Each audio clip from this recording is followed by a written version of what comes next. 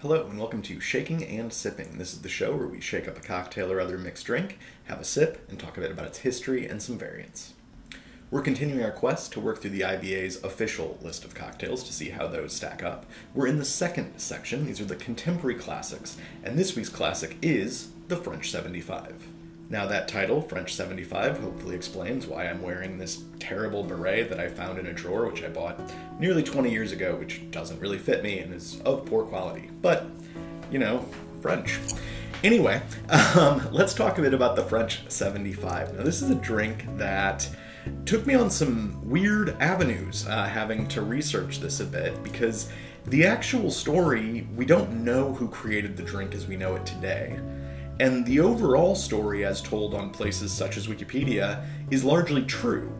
But there were a few little red herrings that came up which threw me off as I went through trying to trace the history of this drink. So let's kind of get into that.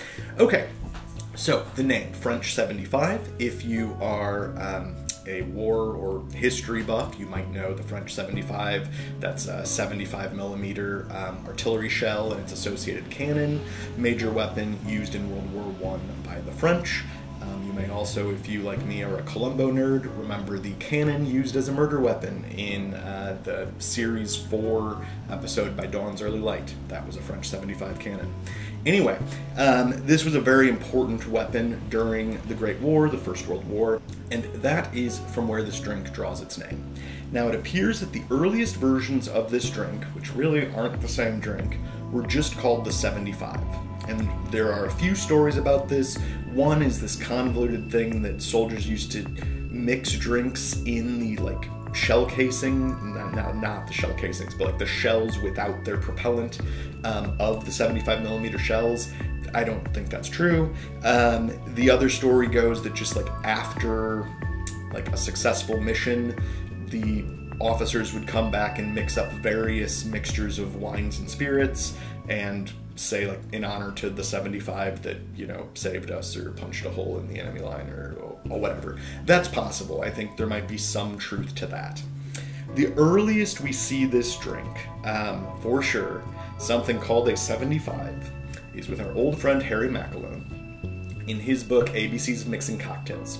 Now, this book is weirdly difficult to track down accurately, considering how often it's cited and how important of a book it is. I can't confirm when this was published, supposedly as early as 1919, but I can't find any version that claims to be before 1921, so I'm not sure about that.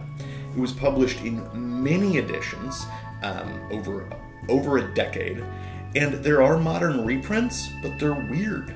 One modern reprint cuts out all of his introduction, all of his notes, all of his explanation, all the interesting period advertisements, and turns this multi-hundred page book into like a 40-page book that's scanned and not OCR'd. You can't search it online. There's another version that's only in hardcover and costs like $70 and is like a edited version of the 1933 edition. Like, I don't know what's up with this book, but the book itself is not available on Google Books.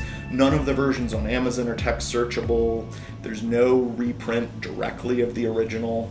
So that was part of my confusion here, because I have sources that tell me that the drink called a 75 in that book, the MacElhone book, bears no resemblance to the French 75 we have today. And I've got other books from the 20s which have that recipe in them as well, the one that is nothing like the French 75, and that cite it to MacElhone. So I was like, very interesting. Even though MacElhone gets cited as the creator of this drink, it was a totally different drink. Let's see when that changed, whatever. Well, then I see a write-up by none other than the great Jeffrey Morgenthaler, fantastic bartender, educator, has written books. He's got a bar down in Portland currently, worked all over the place. And he has a write-up for why we should treat this drink as a modified Tom Collins, which more about that later because I agree with him, and we're going to do that as a variant. But in this, he cites the sort of modern style French 75 to MacElhone, and even relays the note that MacElhone credits it to a bartender at the Bucks Club. So I'm like, well, then what is going on here? If this is from MacElhone, it must be in a different edition of the book or something. I don't have a copy of this this book? What happened?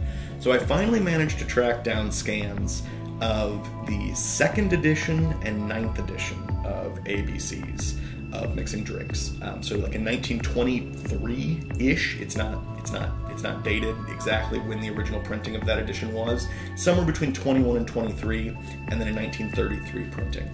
And in both of these, it is the unrelated recipe, we'll talk about it in a bit, but it's a Calvados-based drink, that Harry cites. Also, Harry doesn't claim to create it. He does have a note on this drink, which he doesn't on a lot, and he says that this drink was very popular in France during the war, and that it is named in honor of the French light artillery piece. So now I'm just very confused, but when I looked at the 2nd edition, that 1923-22 version, in that one, the drink order is such that directly after the 75 is the sidecar. And the sidecar in that edition has a note under it crediting it to a bartender at the Bucks Club. So I think that Morgenthaler and a few others who I've seen talk about this online too somehow flipped those when they looked at an old edition of the book and thought that they were crediting this drink to the Bucks Club as opposed to the sidecar. So as far as I can tell, I haven't been able to find the 1919 edition if it exists, but as far as I can tell, there's no evidence that MacElhone had anything to do with our modern version of the drink. Instead, our modern version of the drink is first cited in a book called Here's How by someone called Judge Jr. This is a weird book, first printing 1927. He has, it's a pretty short book, and on every page it has some kind of a joke or toast. They're hilarious. Like one is something like, these days at most nightclubs, patrons go under the table before the raid arrives. Like, get it? They're drunk. Do you get the joke?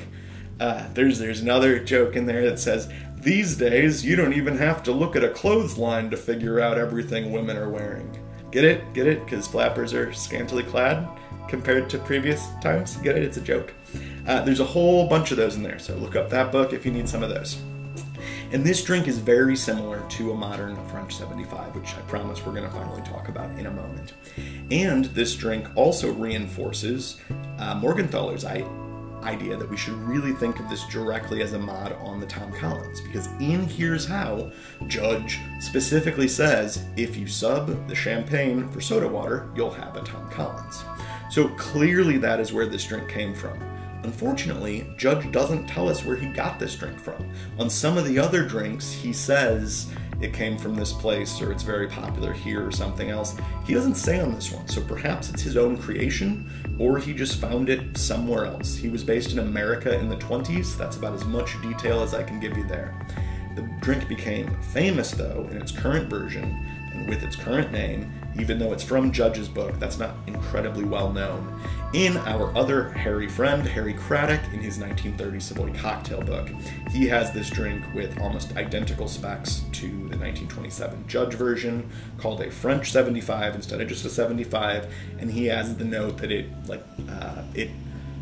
hits with great accuracy or something like that. It's some play on the fact that it's, again, named after the French 75mm gun. So, all that out of the way, there are two drinks called the 75, both named for the 75mm French artillery piece.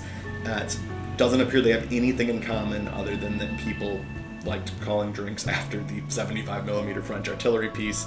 One was created in Paris, possibly by Harry MacElhone, possibly not, and the other was created a little later by someone and was popularized by Harry Craddock. All right. That was a lot, I know. So we're going to make three versions today. First, we're going to go ahead and make that MacElhone version, the unrelated drink, because it sounds interesting. Then we're going to make two versions of the modern one. We're going to do one to IBA spec, and then we're going to do one a little bit different to try to get back to those Collinsy roots. With all that out of the way, I'm going to go ahead and grab the bubbly, and we'll get to making the first one. Alright, for the MacElhone 75, I'm going to go ahead and prepare this in a mixing glass. His version was definitely shaken, but several more modern write-ups have it as stirred, and I think that kind of makes sense. I could go either way. If there was more grenadine, I'd probably want to shake it to make sure that's combined, but there's not that much grenadine. I think it's going to work out as is, and we'll get that nice clear drink. So for this one, what we want is about a bar spoon of grenadine. We've talked about grenadine before in an episode that no one watched, but I had a great grenadine spotlight. I will link below whatever episode that was, because you should watch it. So we've got a bar spoon of grenadine. Then it calls for a couple of dashes of absinthe. I'm going to go ahead and add that later, so we'll deal with that when we get to it. Then we want 30 milliliters, or 1 ounce, of a London Dry gin, and 60 milliliters, or about 2 fluid ounces, of Calvados. Calvados we talked about also a really long time ago in an episode. If you're not familiar with it, it is a brandy made from apples. That's all there is to it, other than the 2 dashes of absinthe that I said I'd be adding later. So let's go ahead and give this a stir. I'm going to take an ideally chilled Nick and Nora glass, and I'm going to atomize 1 spray of absinthe inside.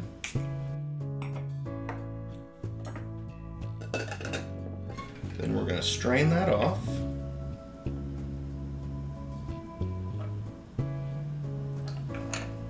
And then I'm going to put 1 more spray on top.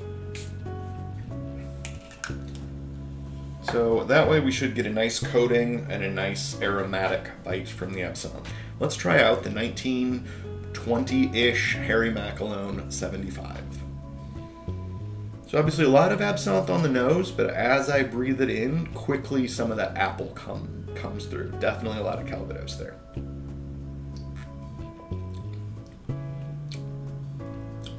So obviously very spirit forward here, other than the bar spoon of grenadine, it is spirit. And the grenadine I'm really not picking up as such. There's really no sweet element or pomegranate element. I think it's just slightly taking the edge off of, the apple and the gin.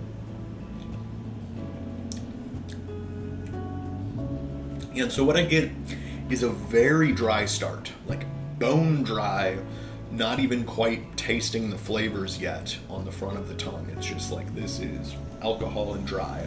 But then immediately it starts to open up, and I get just a lot of apple, and then I get sort of a general warmth in my mouth, which I think is both the Calvados and just some of those gin botanicals that I'm not really clocking as gin botanicals, but that are just sort of happening there. So, I think it's good. It's very dry and very... There's not a ton of evolution other than it opening up toward its flavor, right? It doesn't really go through multiple flavor steps. It just goes from dry, no flavor to slowly getting flavor. I think it would actually be better if it was a little bit less dry. I'm gonna add just a hair more.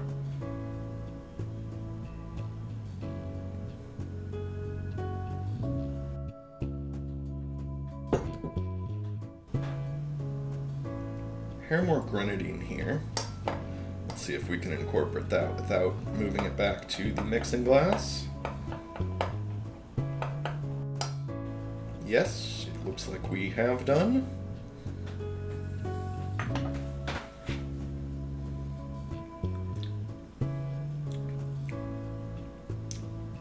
So that's actually much better. So the apple reads more as the actual flavor of biting into an apple now, instead of just sort of apple flavoring.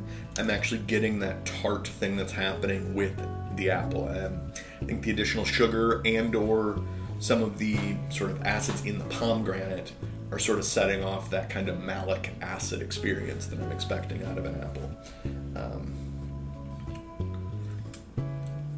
Yeah, that's much better. So I would say if you make this, up the grenadine or do a mixture of grenadine and simple, something like that, because now it's a lot more lively, a lot more tart. Still a dry, spirit-forward drink, to be sure, but there's just a little bit more happening now. All right, now for the IBA spec, as I mentioned, this is an entirely different drink. And we're gonna start off with lemon juice.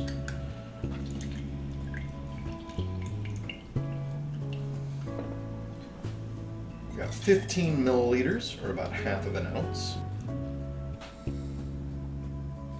I'm gonna add to that 15 milliliters, or about half an ounce, of our 2-to-1 simple. And then I want 30 milliliters, or about 1 ounce, of a London dry gin. I'm again using Bombay, which is my usual go-to for a just basic down-the-middle London dry gin. That's everything for the shaker portion of the drink. I'm gonna give some ice, let's shake it.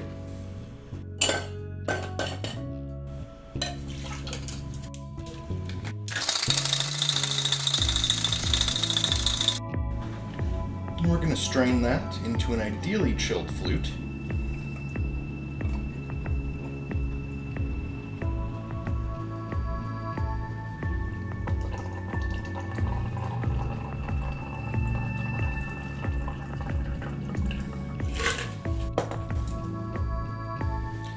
And to that, we need to add champagne. Now, if you watch our champagne cocktail episode a couple weeks ago, I did spring for actual champagne for that video.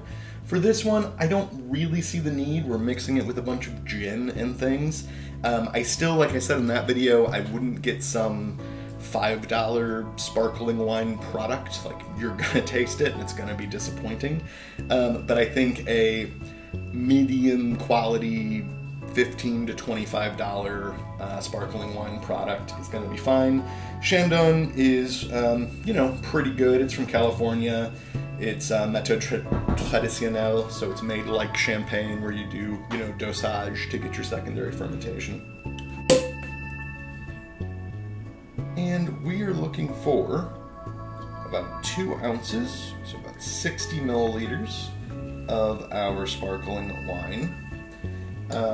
I don't really see any reason you should measure that. That's not going to be enough in most flutes. As you can see, it isn't in this one.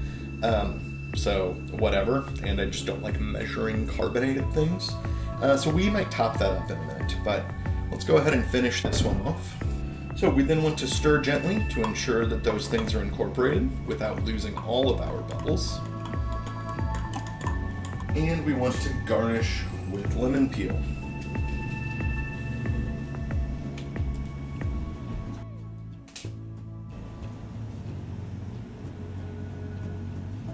Nice little spritz out of that. All right, we'll taste it like this, and then we'll taste it topped up with a little bit more of the sparkling, which would look a lot better, obviously. So nose, I'm getting a lot of that lemon oil, obviously, because I just expressed it all over the place.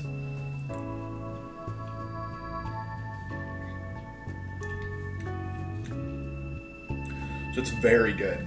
It's a hair sweet for me, I would say. Unlike the last one. If we could split the difference between the previous drink and this one, we'd be in a great spot. I do think actually adding more of the champagne here is going to help. This is a brut, so, I'm sorry, I called it champagne.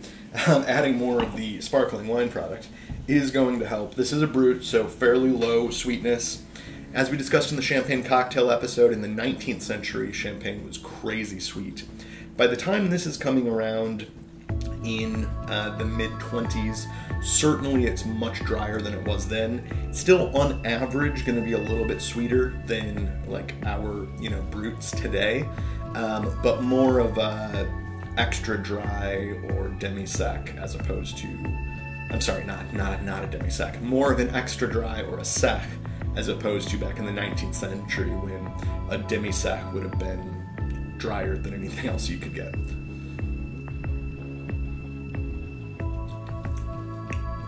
So yeah, I think it does need a little bit more of the wine. Also, again, you could use a better quality wine, a more assertive one. And now I'm getting some of that character too. So this as is here, this is one of my favorite sort of brunch drinks. It's a little bit sweet and it pops a little bit. You get just a hair of the gin botanicals in with a nice amount of the lemon. You get this pop, and then you fall back on those kind of grain notes that are in the champagne. A sort of, sorry, not grain, yeasty notes that are in the champagne. That kind of rich, yeasty, I'm thinking of grain because I'm thinking of like yeasty breads and things, but you fall back on that. Then a nice slow tail, effervescent, just a little bit of sweetness left in your mouth. I love this. This is one of my favorite, as I said, sort of a brunch or an afternoon beverage. I think these rule.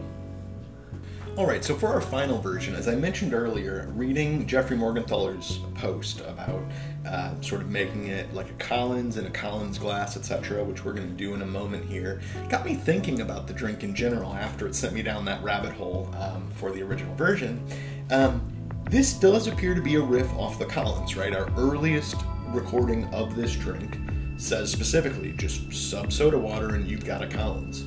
So why don't we try to make it like a Tom Collins? Because that's even what's cited in the book.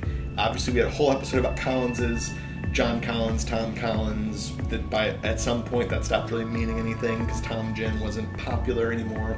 But they still say Tom Collins in 1927. Tom Gin definitely still existed then.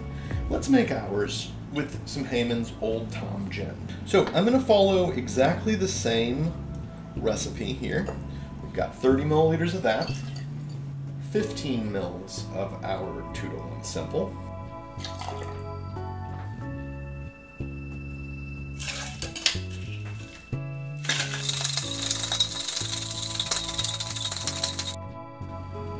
and we're going to strain that into a highball glass over some ice.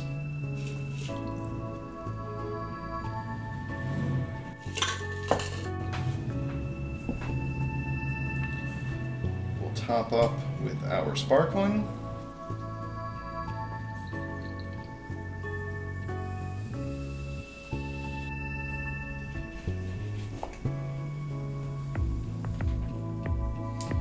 I'm just going to throw some wheels of lemon right in the top here.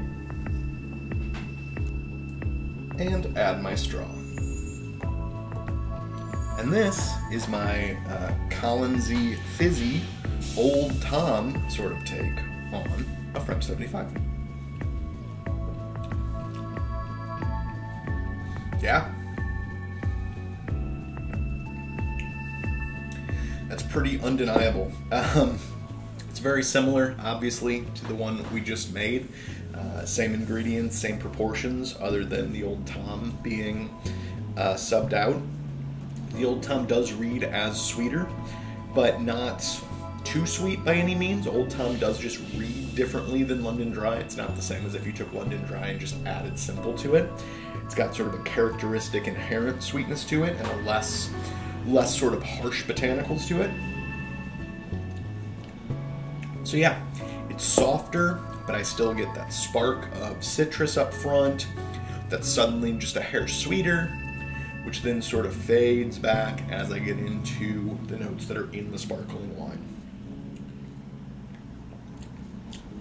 A little yeasty, a little bit of sort of some kind of apple adjacent fruit. I think this one, pretty undeniable. I think a hair better than the IBA spec French 75. I can't imagine anyone not liking this. If you're a real stickler for dry drinks, you could honestly cut the simple probably entirely out of this, because you do have a little bit of sweetness in the Old Tom, a little bit of sweetness in the sparkling. So you could do that if you really wanted to. I think it's well balanced right here though. Well, thank you so much for coming along this week as we looked at both the French 75 and the older 75. And some variants on the French 75. If you've enjoyed it, I'd appreciate all the YouTube things I'm required to ask for. Like, share, subscribe, comment, tell your friends, tell your neighbors, watch all the other videos we've done before. You should visit us on the blog at shakingandsipping.com. We have a write-up on this and each other drink we've covered, as well as most drinks the day after this video goes up. We'll have IBA in real life, where we talk about going to a local Seattle cocktail bar, ordering one of these, seeing if they have variants on it, if they make it often, etc. I don't know if I'll be doing this one for IBA in real life this week. Not every cocktail bar I go to keeps a bottle of sparkling open, so I don't necessarily want to deal with that, and I don't have any brunch plans between now and then where I would order it, but if I do, the way you'll know is if you follow it on Twitter at shaking_sipping. That's where we'll have those sorts of announcements when we have extra posts on the blog or extra videos or that sort of thing. We'll be back next week with the next drink on the IBA's list. Until then, happy sipping, cheers.